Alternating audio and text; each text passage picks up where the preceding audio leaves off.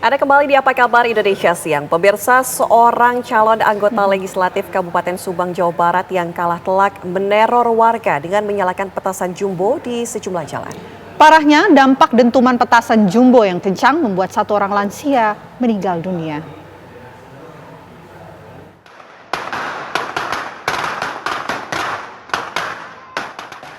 Dalam video viral yang beredar, seorang calon anggota legislatif melakukan aksi yang tidak terpuji.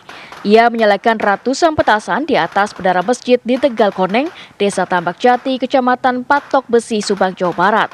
Bukannya malu, ia malah terlihat bangga melakukan aksi tersebut. Usut punya usut, aksi itu dilakukan setelah ia alami kekalahan dalam kontestasi pemilihan calon anggota legislatif daerah Kabupaten Subang.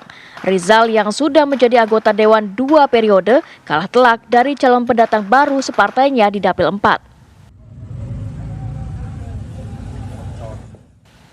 Ia juga meneror warga dengan menyuruh anak buahnya menyalakan petasan jumbo di sejumlah titik, tepatnya di wilayah yang perolehan suaranya jelek. Alhasil, dampak dari dentuman petasan jumbo, 9 orang dilarikan ke rumah sakit dan 1 orang meninggal dunia.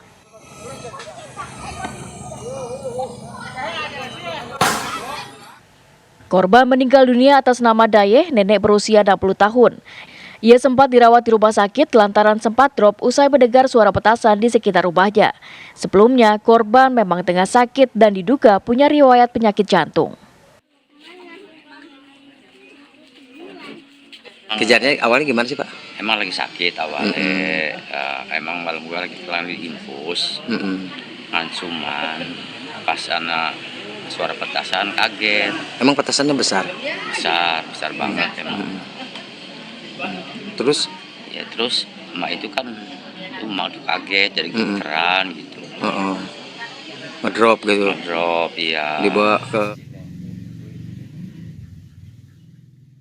Rizal, sang caleg yang kalah itu juga membongkar jalan dan juga gorong-gorong yang sudah ia bangun menggunakan dana aspirasi semenjak menjadi anggota Dewan terpilih 2 periode. Polisi telah menyita sejumlah barang bukti yang diduga berupa petasan. Polisi hingga kini belum memberikan keterangan resmi atas kejadian tersebut. Dari Subang, Jawa Barat, Agung Prasetyo, TVN mengabarkan.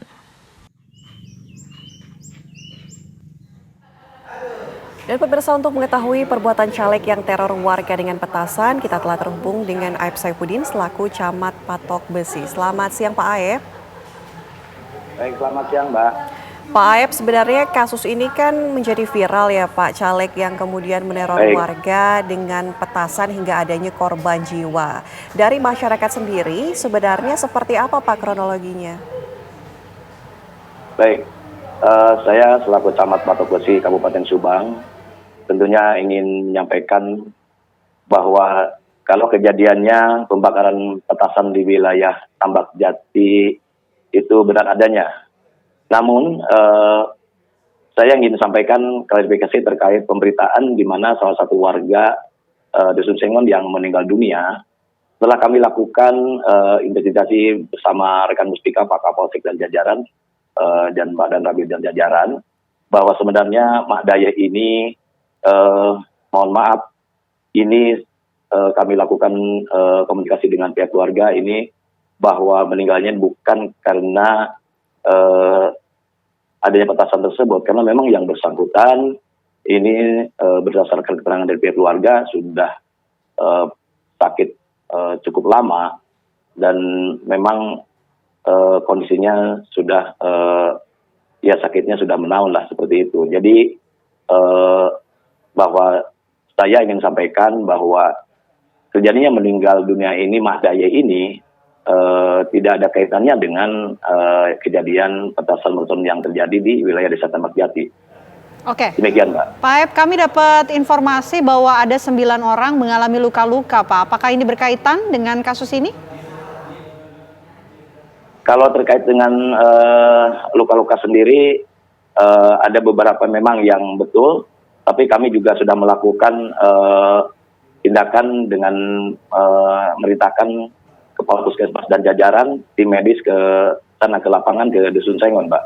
gitu. Oke, Pak, berkaitan dengan fasilitas yang kemudian sebelumnya dibangun oleh caleg tersebut dan akhirnya dibongkar ketika gagal dalam kontestasi, ini apa betul Pak? Kami ingin konfirmasi. Untuk hal itu, kalau kejadiannya benar Mbak, tapi kami masih menelusuri terkait apakah memang benar itu berdasar dari dana rupiah dari APBD melalui aspirasi atau dari uang pribadinya Mbak. Jadi kami juga butuh melakukan pendalaman di lapangan terkait hal itu, baik dengan rekan kami Musbika, Pak Kapolsek dan jajaran di lapangan terkait dengan adanya pembongkaran salah satu jalan gang di Dusun Sukamantri. Demikian Mbak. Apakah caleg tersebut juga sebelumnya sempat meminta izin sebelum melakukan pembongkaran? Saya tidak ke arah sana karena kejadiannya begitu spontanitas sehingga sampai saat ini mohon maaf kami juga izin tengah melakukan mediasi sebenarnya dengan jajaran perangkat desa dan warga masyarakat Dusun Sengon. Ini yang kedua kalinya, hari ini juga baru saja sudah kami lakukan silaturahmi dari warga Dusun Sengon dengan kepala desa dan jajaran perangkat desa. Intinya kami juga melakukan peneguran kepada pemerintah desa sehingga agar ini tidak terjadi dan kembali lagi untuk upaya cipta kondisi di wilayahnya. Sehingga jangan sampai kedodoran lah istilahnya. Ini wilayahnya kecolongan kan seperti itu Mbak.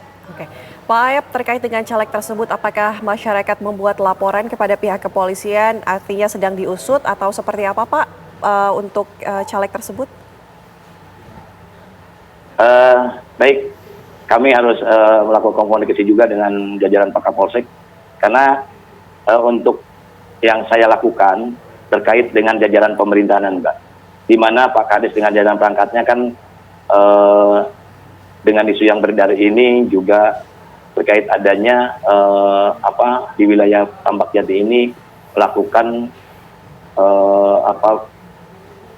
yang tadi kejadian sebelumnya itu petasan mercon itu, sehingga kalau memang ada perangkat dan jajarannya juga tidak bisa mencegah, ini sudah kami lakukan peneguran. Dan hari ini juga kenapa kami lakukan mediasi ini yang udah kedua kalinya di aula kami di sini di tempat kecamatan agar sikap para perangkat desa termasuk kepala dusun itu sekaligus perangkat kewilayahannya juga jangan sampai berbuat seperti itu lagi, tidak mengulangi perbuatannya lagi. Kalau memang indikasinya ada keterlibatan perangkat desa, Mbak, gitu. Baik, terima kasih banyak Pak Ayep Saifuddin atas waktunya. Terima kasih Pak, selamat siang.